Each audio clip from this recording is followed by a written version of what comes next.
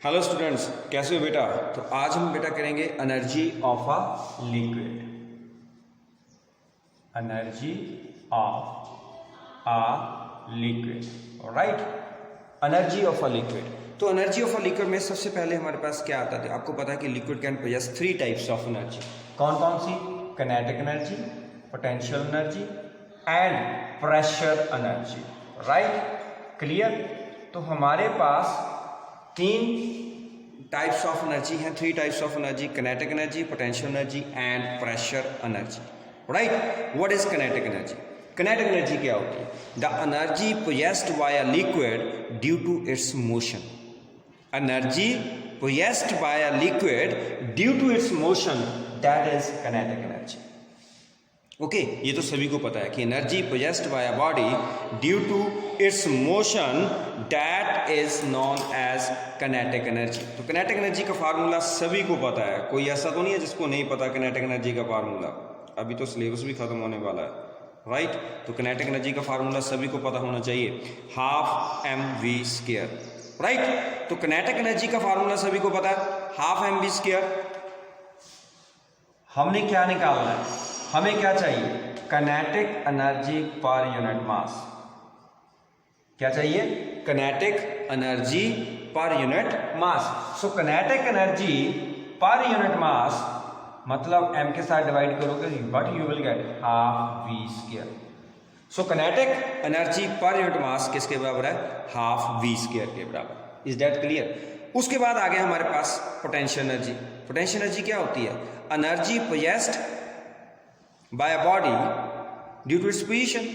यही है ना। तो यहां पर potential energy of a liquid, अब हम क्या करेंगे? Energy possessed by a liquid due to its height. Energy possessed by a liquid due to its height. तो लिक्विड कितनी हाइट के ऊपर है तो वो जितनी एनर्जी पोजेस कर रहा है उसको हम क्या बोलेंगे? Potential energy.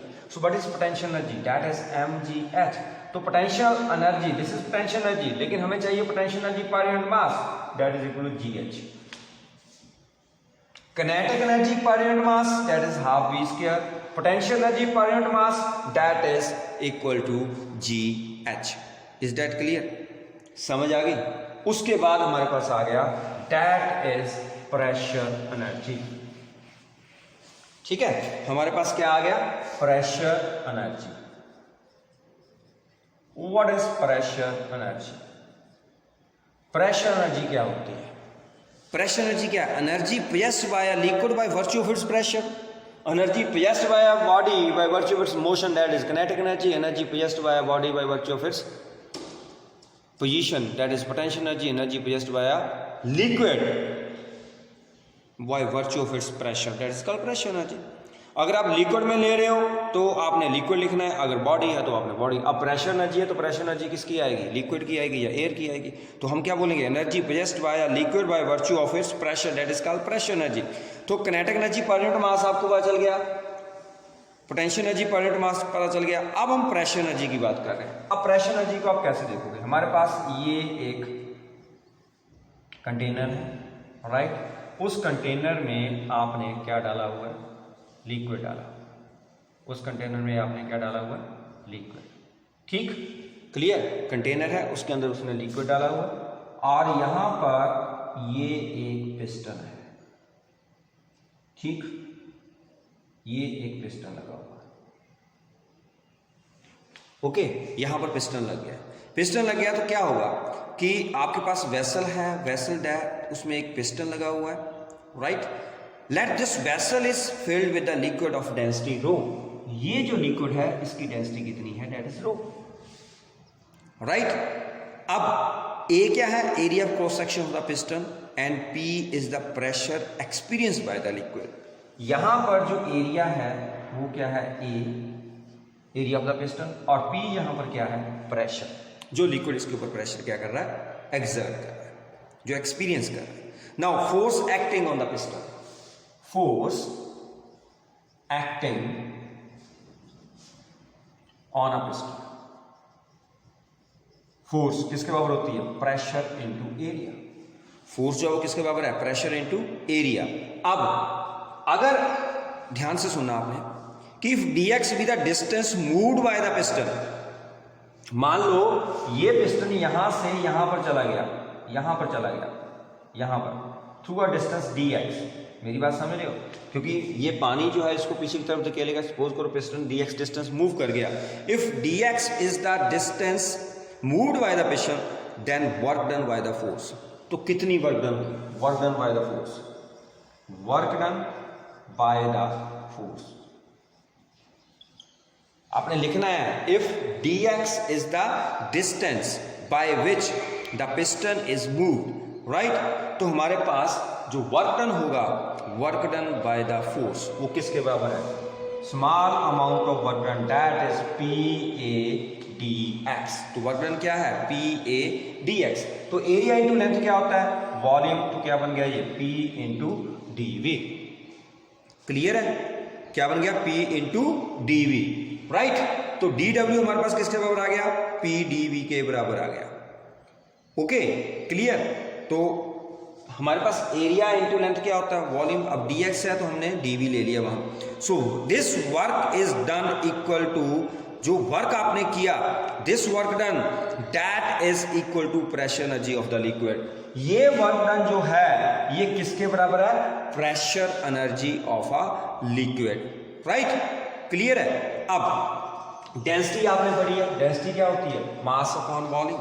अगर आप डेंसिटी की बात करते हो तो डेंसिटी हमारे पास क्या होती है? मास अपॉन वॉल्यूम, ठीक है। तो मास किसके बराबर होगा? डेंसिटी हमारे पास है मास अपॉन वॉल्यूम। वॉल्यूम कितना है? dV। So this implies mass किसके बराबर आ गया? That is rho dV। ये पता चल गया। हमारे पास प्रेशर एनर्जी कितनी आई? PdV। क्योंकि ये वर्क डन जो है that is equal to pressure energy. ये वर्क डन किसके बराबर है? प्रेशर एनर्जी के बराबर। ये क्या है? Mass of the liquid. So हमें क्या चाहिए? Pressure energy per unit mass. So pressure energy per unit mass. So pressure energy per unit mass किसके बराबर है? Pressure energy per unit mass PdV over rho dV। ये cut गया, क्या रह गया? P/ρ, right. PdV pressure energy that is PdV, right, per unit mass. Mass किसके बराबर है? आपने देखा होगा कि हमारे पास जो मास है वो हमने निकाला रो dV, तो रो dV पुट कर दिया तो P/ρ आपके पास आ गया। Is that clear? तो pressure energy per unit mass वो किसके बराबर होता है? P/ρ के बराबर होता है। Pressure energy per unit mass वो किसके बराबर है? P/ρ। तो हमारे पास तीनों टर्म्स आ गई, ठीक है। तीनों टर्म्स हमारे पास आ गई। Kinetic energy per unit mass, pressure energy per unit mass. Kinetic energy per unit mass कितना है? That is equal to half v²। Potential energy per unit mass that is GH। Pressure energy per unit mass ये किसके बराबर है? Pressure energy P/ρ। P is the pressure, ρ is the density. ये तीनों हमारे पास आ गए।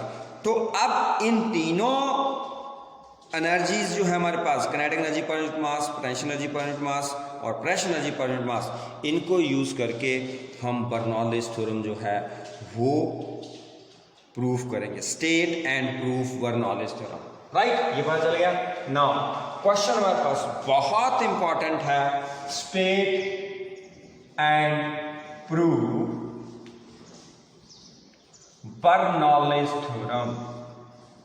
State and proof Bernoulli's theorem, right. हमने बर्नौलीज थ्योरम को प्रूव करना है। इसके लिए इसकी पहले स्टेटमेंट सुनो। ये क्या बोलता है? कहता है sum of pressure energy per unit mass, kinetic energy per unit mass and potential energy per unit mass that is always constant for an ideal fluid. Ideal fluid मतलब इनकंप्रेसिबल और नॉन विस्कस। आइडियल का मतलब क्या होता है? Incompressible and non viscous fluid having streamline flow. क्या बोल रहा है? It states that, right down, it states that sum of kinetic energy per unit mass, potential energy per unit mass, pressure energy per unit mass that is always constant. किसके लिए? for an ideal fluid. Ideal fluid having streamline flow.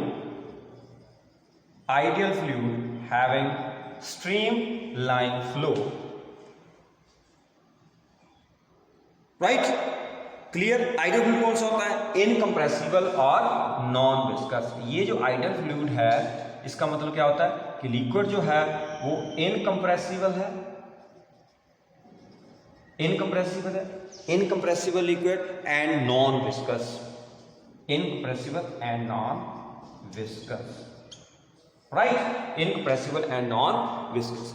So sum of kinetic energy per unit mass, potential energy per unit mass, pressure energy per unit mass, that is constant for an ideal fluid having streamline flow. Is that clear? This is the statement of Bernoulli's theorem. Okay, अब इस statement को हम कैसे लिखेंगे ध्यान से देखना, ये साथ साथ में बेटा नोट करते रहा करो। P अपॉन रो या kinetic energy per unit mass, kinetic energy per unit मास हम इसको ऐसे लिखते हैं P upon rho plus half v square plus gh, that is equal to constant pressure energy per unit mass, kinetic energy per unit mass, potential energy per unit mass, that is constant for an ideal fluid having streamline flow. This is the statement of Bernoulli's theorem. Got it? Clear है? अब हम क्या करेंगे, अब हम इसको prove करेंगे। ठीक है, क्लियर? प्रूफ करना ध्यान से, नोट कर लिया सभी ने? Very good. अब इसको प्रूफ करने के लिए हमें डायग्राम बनाना पड़ेगा। डायग्राम ये देखो, हमारे पास एक ट्यूब है that is varying area of cross section की, ये लो, ये हमारे पास ट्यूब है that is having area of cross section, right? Variable area of cross section, ये हमारे पास ट्यूब है। क्लियर? तो variable area of cross section, थोड़ा सा मैं इसको और छोटा कर देता हूँ ताकि आपको दिखाई दे। ये यहाँ से ऐसे, ये अब दिखाई दे रहा, ठीक है?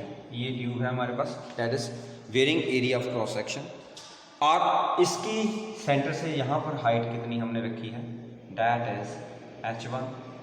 इसकी हाइट जो है वो कितनी है, that is h2। Okay, clear? Right? इसका एरिया ऑफ क्रॉस सेक्शन यहाँ पर कितना है, that is A1। Velocity liquid की कितनी है, V1। यहाँ पर area of cross section A2 है, वेलोसिटी लिक्विड की V2 है। यहाँ पर प्रेशर P1 है और यहाँ पर प्रेशर क्या है, P2। ये सारी टर्म आपने याद रखनी है। यहाँ पर एरिया A1 है, velocity of the liquid V1, height कितनी है इसकी, h1, सेंटर से लेंगे हाइट, इसकी हाइट कितनी है, h2। यहाँ पर प्रेशर P1 है, यहाँ पर प्रेशर क्या है, दैट इज P2। तो P2 हमारे पास प्रेशर है। Is that clear? ये बात क्लियर होगी, ठीक है? और लिक्विड आपका फ्लो कर रहा है, ये ऐसे लिक्विड फ्लो कर रहा है। This is the direction of flow of liquid, ठीक है? लिक्विड इस तरफ को फ्लो कर रहा है, राइट? क्लियर? चलें अब आगे। नाउ हमारे पास क्या है, एक आइडियल फ्लूइड है having streamline flow through a pipe of varying area of cross section. Let P1 A1 H1 V1 and P2 A2 H2 V2 be the pressure, area of cross section, height, velocity of flow at point A and at point B respectively. Now force acting on the fluid at point A, ध्यान से साथ साथ में लिख रहे हैं, force acting on the fluid at point A. Force acting on the fluid, force acting on the fluid at point A कितना होगा, that is equal to P1 A1, ठीक है? Distance traveled by a fluid in 1 second, distance traveled by the fluid, distance traveled by the fluid in 1 second. Force acting on the fluid at point A, that is P1 A1, right? Because P1 is the pressure आपको पता है ना कि pressure क्या होता है, pressure क्या होता है, that is force upon area. तो फोर्स किसके बराबर होगी, प्रेशर इनटू एरिया। तो मैंने लिखा P1 A1 इस पॉइंट के ऊपर at point A, right. Distance travelled by the fluid in 1 second at point A, distance travelled by the fluid in 1 second at point A. Distance कितना होता है, S equal to VT। Distance क्या होता है, S equal to VT। तो कितना distance cover करेंगे, वो V1 ही कवर करेंगे क्योंकि टाइम 1 है, दैट इज V1। 1 सेकेंड बोला मैंने। तो work done per second on the fluid at A, work done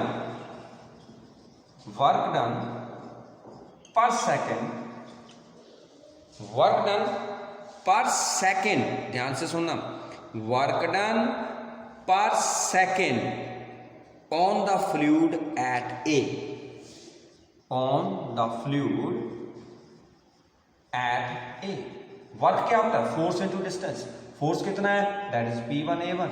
अब डिस्टेंस कितना मूव किया उसने 1 सेकंड में, P1, तो मैंने V1 लिख दिया क्योंकि वर्क डन क्या होता है, फोर्स इनटू डिस्टेंस होता है, F इनटू S, यही होता है। फोर्स हमने निकाली है P1 A1 और डिस्टेंस कितना मूव किया उसने, V1। So P1 A1 and B1, right. This is the work done per second on the fluid at point A. Similarly, work done per second on the fluid at B. अब B के ऊपर चले जाओ। This point, ये point हमारे पास A वाला point है और ये हमारे पास क्या है, B, मतलब ये हम A ले रहे हैं, ये B ले रहे हैं, ठीक है। So force acting on a fluid at point A, मतलब यहां पर जो फोर्स आपकी एक्ट कर रही है वो कितनी है, इसके ऊपर वो कितनी है, हमने निकाल ली P1 A1। यहां पर कितनी निकाली, P2 A2 V2। तो हमारे पास क्या बन जाएगी, similarly that is P2 A2 V2। इतनी बात क्लियर होगी, done, clear. Now net work done on the fluid by the pressure energy. देखो यहां पर वर्क डन कितना है, P1 A1 V1, यहां पर वर्क डन कितना है, P2 A2 V2। तो नेट वर्क डन कितना हुआ, net work done on the fluid by pressure energy. देखो नीचे वर्क ज्यादा करना पड़ रहा है, ऊपर वर्क क्या होगा, कम होगा। यहां से यहां तक पहुंचाने के लिए वर्क क्या होगा, ज्यादा होगा। तो इसका मतलब P1 A1, क्योंकि यहां से पानी ऊपर तक पहुंचाना है आपने, तो इसका मतलब यहां पर आपको वर्क ज्यादा करना पड़ेगा क्योंकि यहां से ऊपर की तरफ पहुंचाना है। इसका मतलब P1 A1 बड़ा है, P2 A2 V2 छोटा है, क्योंकि नीचे से ऊपर तक आप जा रहे हो। क्यों, क्योंकि हमारे पास यहां से पानी ऊपर की तरफ जा रहा है, इसका मतलब नीचे हमें ज्यादा वर्क करना पड़ेगा तभी ऊपर जाएगा पानी, right. So net work done on the fluid by pressure energy, ये नोट कर लिया, done, okay. Net work done on the fluid by the pressure energy, net work done, net work done on the fluid by pressure energy, net work done. तो net work done आपने निकालना है, तो net work done on the fluid by pressure energy that is equal to W, which is equal to P1 A1 B1 P2 A2 V2, यही होगा। लेकिन आपने एक इक्वेशन ऑफ कंटिन्यूटी पढ़ी थी, A1 B1 is equal to A2 V2, क्या होती है, ये कांस्टेंट होती है, राइट, क्लियर है। क्योंकि यहां पर लिक्विड का मास भी कांस्टेंट है, डेंसिटी कांस्टेंट, तो हम इसको ले सकते हैं m/ρ, ठीक है कि नहीं। That is the equation of continuity, A1 B1 is equal to A2 B2, ये हमारे पास इक्वेशन ऑफ कंटिन्यूटी है, राइट। हमने कल भी की थी, कल हमने इक्वेशन ऑफ कंटिन्यूटी की है कि A1 B1 is equal to A2 B2। तो मैंने क्या बोला कि A1 V1 is equal to A2 B2, that is a constant, AB is equal constant. वो कांस्टेंट हमने किसके बराबर माना है, m/ρ, where m is the mass, ρ is the density, क्योंकि मास भी लिक्विड का उस ट्यूब में कांस्टेंट है और डेंसिटी भी क्या है, उस लिक्विड की कांस्टेंट है, तो दोनों ही कांस्टेंट हुए। Now net work done on the fluid by pressure energy, net work done on fluid by pressure energy कितना होगा। देखो यहां पर A1 B1 है, वहां पर m/ρ पुट कर दो, तो बन गया P1 m/ρ minus P2 m/ρ, हो गया। This is the net work done on the fluid by the pressure energy, clear. अब ये जो वर्क डन है by the pressure energy on the fluid that increase the kinetic energy and potential energy of the fluid when it flows from A to B. ये जो आपने work done किया ये क्या कर रहा है, इस लिक्विड की काइनेटिक एनर्जी और पोटेंशियल एनर्जी क्या कर रहा है, इंक्रीज कर रहा है। क्योंकि जब लिक्विड यहां पर जाएगा, यहां पर एक सेक्शन क्या है, कम है, एक तो काइनेटिक एनर्जी इंक्रीज हो जाएगी, दूसरा क्या इंक्रीज होगा, हाइट बढ़ रही है, जिसका मतलब पोटेंशियल एनर्जी भी इंक्रीज हो जाएगी। तो ये जो वर्क डन है, this work done by the pressure energy on the fluid increases the kinetic energy and potential energy of the fluid when it flows from A to B. Clear? Now, अब आपने निकाला increase in potential energy of the fluid. ये हो गया, इसको मिटा दें। Increase in potential energy of the fluid. Increase in potential energy of the fluid. Increase in potential energy of the fluid. कितनी होगी, increase in potential energy.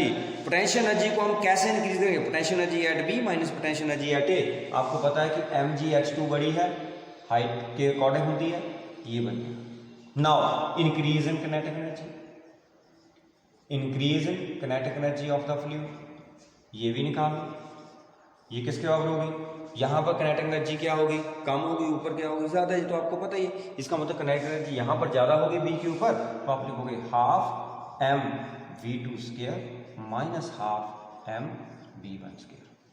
So this is increase in potential energy of the fluid, this is increase in kinetic energy of fluid. क्योंकि यहां पर kinetic energy कितनी है, वहां पर कितनी है, तो आप उन दोनों को माइनस कर दो तो हमारे पास क्या आ जाएगा, कितनी इंक्रीज हुई। Okay, now according to work energy theorem, ध्यान से सुनना, according to work energy theorem,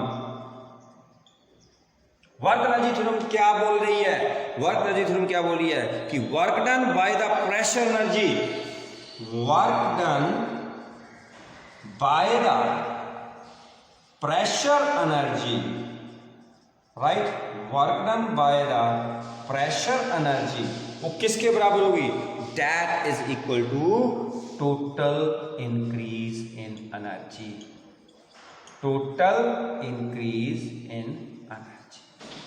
so work done by the pressure energy that is equal to total increase in energy.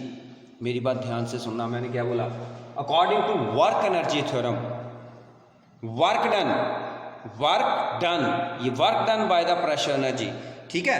तो work done by the pressure energy वो क्या कर रही है, that is equal to total increase in energy. तो आपके पास work done भी है बेटा, आपके पास टोटल इंक्रीज इन एनर्जी भी है, ठीक है। तो दोनों को बराबर कर दो, you will get your answer. तो बर्नौली इक्वेशन आपके सामने आ जाएगी। ये दिखाई नहीं दे रहा है तो इसलिए थोड़ा सा मैं इसको ऐसे कर देता हूँ, ये अब दिखाई दे रहा है सारा, ठीक है, राइट, सारी चीज दिखाई दे रही है, हाँ। तो ये है work done by the pressure energy, ये दिखाई दे रहा है, ये अब दिखाई दे रहा है, ठीक है। सो वर्क डन, क्लियर, चलें आगे। अब नेक्स्ट जो है हमारे पास, हमने ये वैल्यू पुट करनी, work done by the pressure energy, ये तो आपके पास है, work done by the pressure energy कितनी है, अब मैं इसको मिटा रहा हूं, यही चीज मैंने यहां पर पुट करनी है।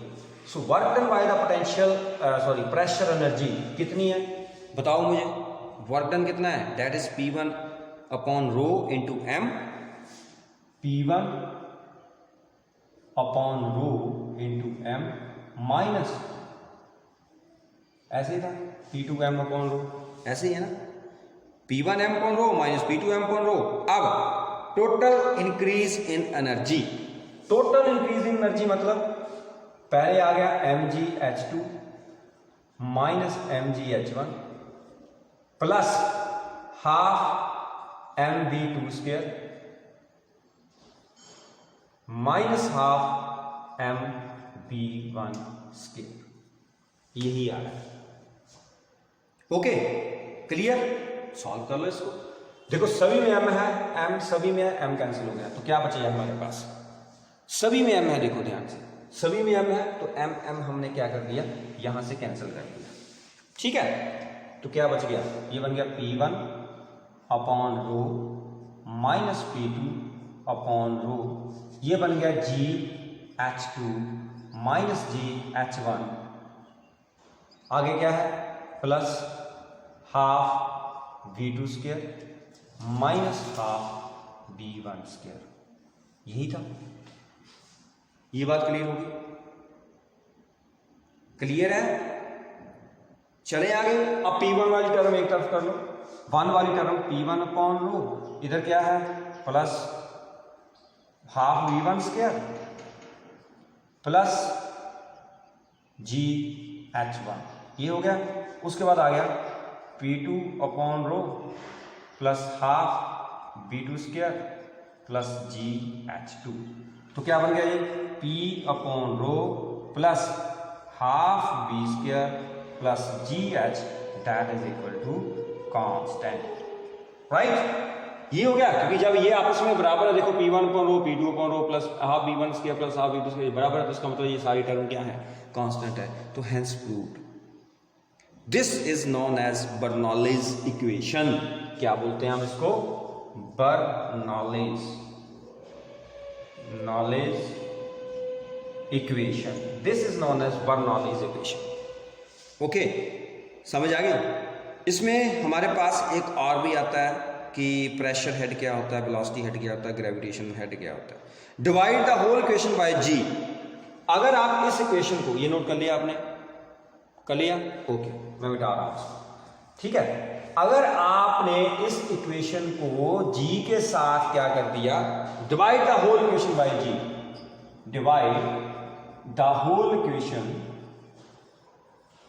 बाय G से आपने डिवाइड कर दिया, तो क्या बन गया P upon rho G half B square upon G plus G के साथ कट गया H that is equal to constant upon G।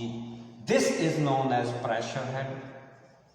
क्या बोलते हैं हम इसको, प्रेशर हेड। इसको हम क्या बोलते हैं, वेलोसिटी हेड, और इसको हम क्या बोलते हैं, ग्रेविटेशनल हेड, ग्रेविटेशनल हेड, ठीक है। P upon rho G that is pressure head, right, और H को ग्रेविटेशन हेड बोलते हैं, V स्क्वायर अपॉन 2G को हम क्या बोल रहे हैं, वेलोसिटी हेड। तो इसकी एक और स्टेटमेंट बन गई कि sum of pressure head, velocity head and gravitational head that is constant, always constant for an ideal fluid having streamline flow, and this is known as Bernoulli's theorem। ठीक है, Bernoulli's theorem की बहुत सारी हमारे पास applications है, जैसे बंशन burner है, लिफ्टोरेफाइल है, स्पेयर है, पिंग पोंग वाल है, ये मैं आपको बाद में डिस्कस करेंगे, राइट। तो सबसे पहले आप ये कर लो, फिर बाकी हम बाद में करेंगे। ओके देन बेटा, गुड बाय।